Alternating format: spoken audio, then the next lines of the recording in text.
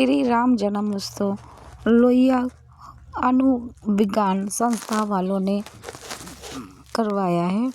और ये लोहिया हॉस्पिटल अणुविज्ञान संस्था ने इसमें देश सभी राज्यों के लोग आए हुए हैं। महाराष्ट्र, कर्नाटक, बंगाली, उड़ीसा सभी लोगों ने अपने अपने प्रतिभागी किए हैं। सभी ने अपना प्रेजेंटेशन दिखाया है यहाँ पे, और सभी ने अपने आप को एक मन का विचार प्रकट किया है कि राम जैसा व्यक्ति हर किसी को होना चाहिए। राम ही सब कुछ होता है।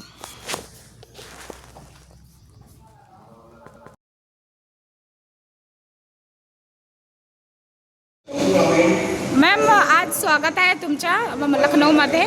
तुम्ही येणार आहे इकडे टॉपिकमध्ये राम जन्म उत्सवमध्ये.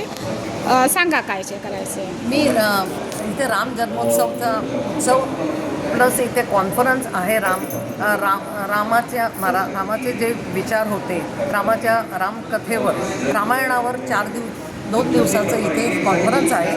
त्याच्यात 4 वेगळ्या विषयावर प्रबंध प्रेझेंट करायला लोक आलेले आहेत. मी governance in Ramayan and its impact किंवा इट्स रेलेव्हन्स टू मॉडर्न मॅनेजमेंटवर मी प्रबंध केला आहे.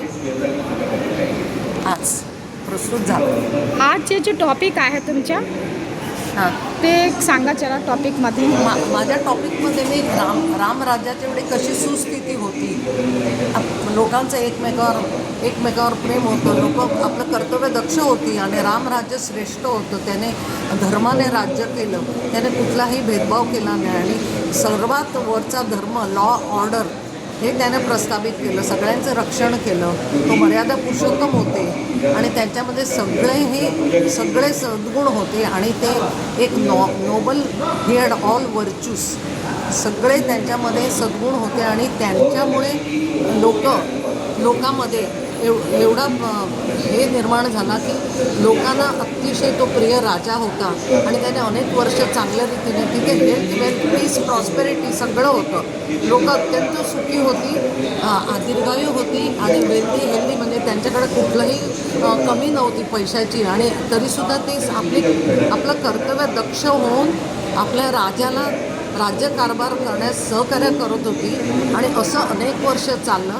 आपल्या वाल्मिकी रामायण तसंच ह्याच्यात रामराज्यासारखं दुसरं राज्य नाही म्हणून असंच राज्य व्हावं अशी मी मागणी करते.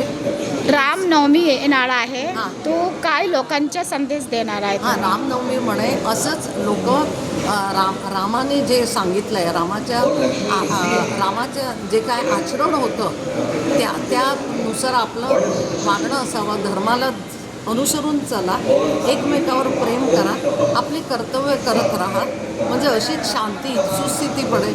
हा जो काही अहंकार आहे, भेदभाव आहे, त्याला बाजूला सारा.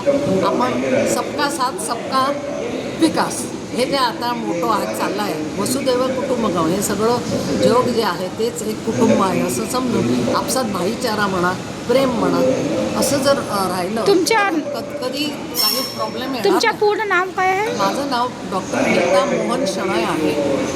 काय करतात आता तुम्ही? मी बँकेतून निवृत्ती घेतली, स्वेच्छानिवृत्ती घेतली. त्यानंतर मी PhD केली आहे. माझं द्वैत वेदांतात मी PhD केली. त्याच्यात माझं भागवत पुराणावर एकादश स्कंदावर माझं रिसर्च झाला. PhD आहे. प्लस मला ह्या आवडी आहेत वेगळ्या ग्रंथावर. युनिव्हर्सिटी ऑफ मुंबईमध्ये वेगळ्या ग्रंथावर मी वाचन करते आणि लिहिते. तसं एकनाथवर काय लिहिलं? भागवत एकादश स्कंद. एकादशी हो. काय लिहिलं? एक त्यांचे हे एकनाथांनी त्याच्यात एक फार छान हे दिलं आहे की संतांची लक्षणं दिलं. संत कसे असतात, त्यांना कसं ओळखायचं, त्याच्याबद्दल मी थोडक्यात लिहिलो.